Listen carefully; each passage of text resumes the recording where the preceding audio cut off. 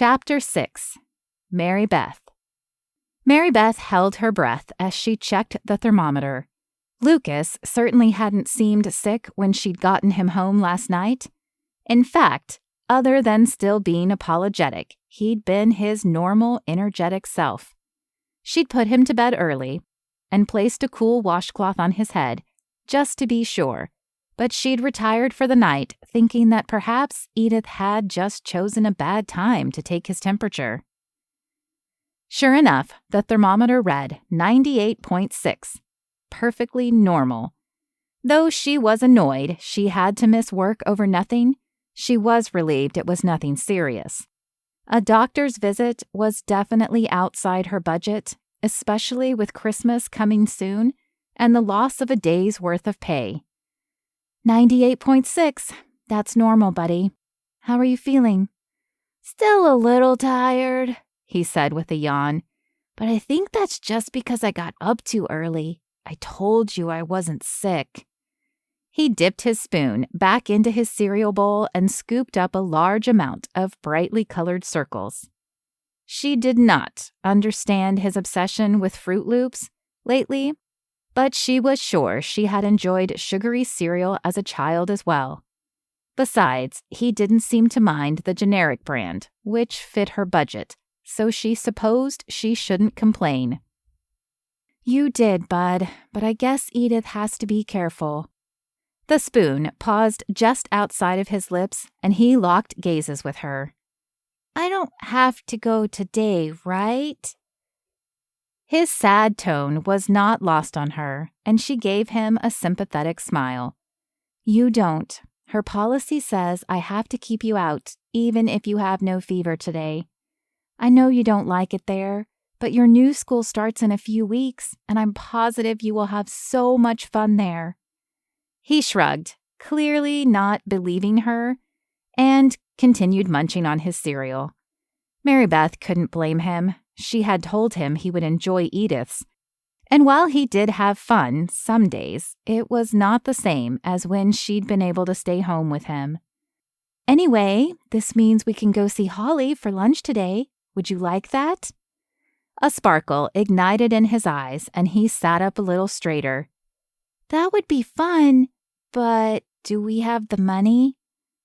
Ouch. She had obviously talked about money, or the lack of it, too much around Lucas. She didn't want him worrying about money. That was her job. I think we have just enough for lunch out. She leaned closer, as if sharing a secret, and winked at him. Besides, Holly always gives me a discount. Though it was true that her best friend rarely charged her full price when they frequented her restaurant, Merribeth might still have to see if she could take on a few extra hours, especially after having to take off today. But it would be worth it to do something fun with Lucas. A wide smile covered his face. Discounts are good, right, Mommy? That they are. She ruffled his hair before grabbing the ingredients to make her own breakfast. While she was excited to see her best friend and share her latest news, Holly didn't open for breakfast, which meant she would need to find a way to kill a few hours before they could venture out of the house. Thankfully, there was plenty to be done. Though not the neatest person, an irony since she cleaned rooms for a living, Merribeth tried her best to straighten the house on the weekends. She told herself that her lack of motivation the rest of the week was due to her long hours and the fact that she cleaned all day. But she'd always been a little cluttered. She assumed cleaning the rooms at the resort was easier because they weren't hers and they held no items of sentimental value like her own home did. It never failed that when she finally got the bug to start cleaning, either pictures with Lucas's handprints would cross her path and she would be unable to throw them away, or he would notice what she was doing and claim every toy she picked up was one he still played with, even if it was coated with a layer of dust.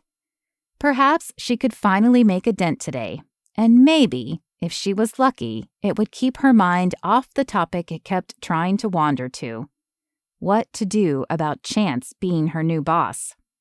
When the timer on her watch buzzed, alerting her that lunchtime had rolled around, she placed the last book on the shelf and stared in satisfaction at the living room.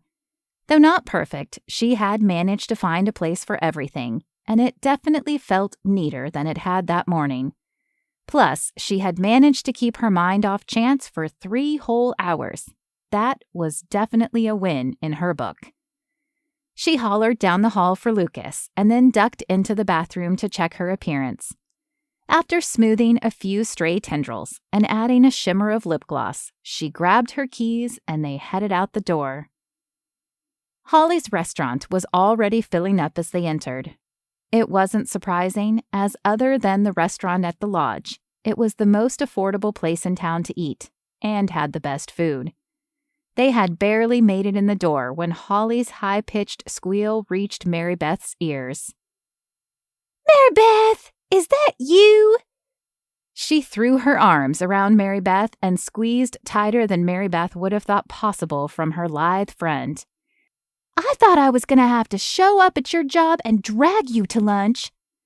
As if realizing what she just said, she placed a hand on her chin and tilted her head. "Wait, shouldn't you be at work today?" "Yes, I should be. However, Edith swore Lucas had a temperature yesterday, and though he's completely normal now, her rule is 24 hours. Merribeth shrugged. "So we thought we'd come see you." Holly smiled, her pink lips sparkling in the light. "Well, I'm certainly glad you did." Squatting down, she touched the end of Lucas's nose with her index finger. "And how are you, little man?" "I'm hungry."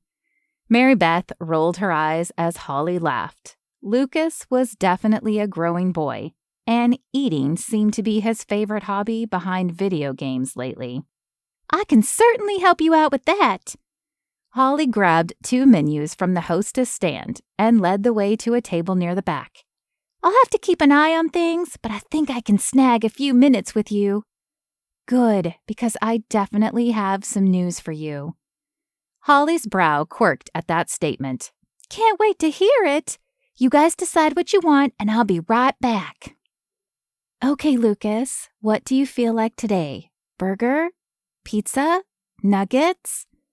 Holly's restaurant was definitely a little more upscale than a fast food place, but she kept her kids' menu stocked with favorites. "I think I want a burger today," he said with a nod. Then his eyes widened. "Can I get cheese on it?" Merribeth chuckled at his innocence. "I'm pretty sure Holly can swing that." She glanced over the menu as she waited for Holly to return. While everything looked good, the 4-cheese pasta seemed to be calling her name loudest today. "Excuse me, but where is the manager? This is not what I ordered." A woman's obnoxious voice carried over to their table, and Merribeth turned to see who the voice belonged to. She did not recognize the blonde woman waving a manicured hand in the air, but she did not envy Holly's job at that moment. Disdain painted the woman's expression, and from her outfit, it was clear the woman had money. Though it was a generalization, and she didn't like to label people, she knew that those with money were often the hardest to deal with, especially those from out of town who seemed to feel as if everyone in town should wait on them hand and foot. Holly hurried over to the woman's table, an anxious look on her face.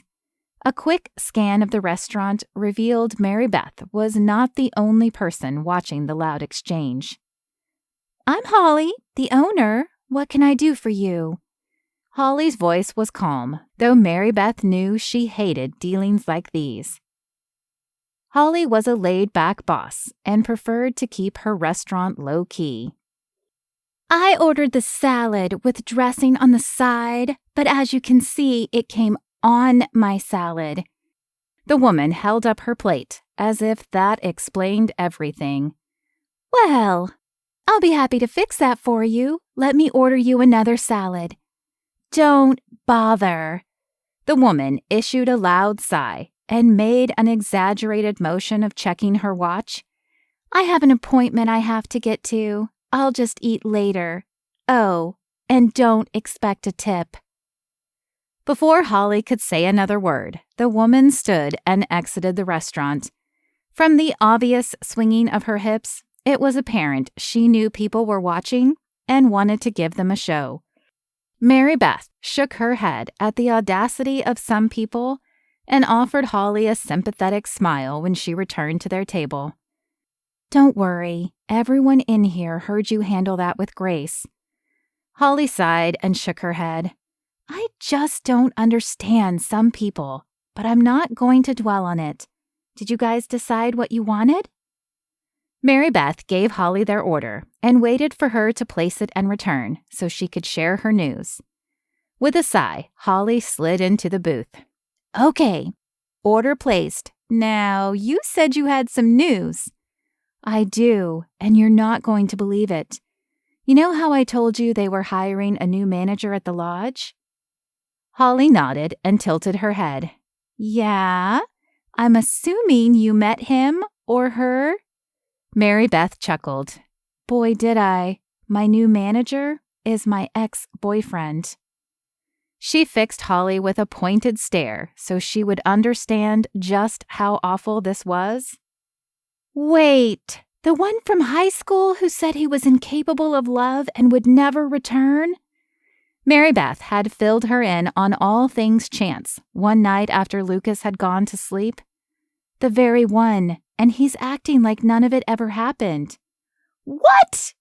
The word exploded out of Holly's mouth, drawing a few stares in their direction. Holly held up her hand in apology to the other customers and leaned closer, lowering her voice. "What are you going to do?" "What can I do?" Merribeth asked with a sigh. She'd run through a few possibilities in her head, but as she couldn't afford to quit and had no other options looming, she'd only been left with one. "Avoid him as much as possible, I suppose." "Yeah, I see that going well for you," Holly said with a laugh. "Maybe you'll get lucky and he'll fall for you all over again. Then you could break his heart." Merribeth scrunched her nose and shook her head. "No, thank you." Knowing her luck, she would get him to fall for her again, only to find she reciprocated the feelings, and then he would leave again. "Not only do I not want to be like him, but you know my luck. One heartbreak from him is more than enough." "What's a heartbreak?" Lucas asked, as if finally listening to the conversation. "Something we hope you never experience," Holly said as she slipped out of the booth. "I'm going to check on our food. Be right back." Merribeth couldn't help but echo Holly's sentiment as she watched her walk away. Though she knew it was probably impossible, she hoped she might be able to shield Lucas from the heartbreaks she had experienced in her past. If only it were that easy.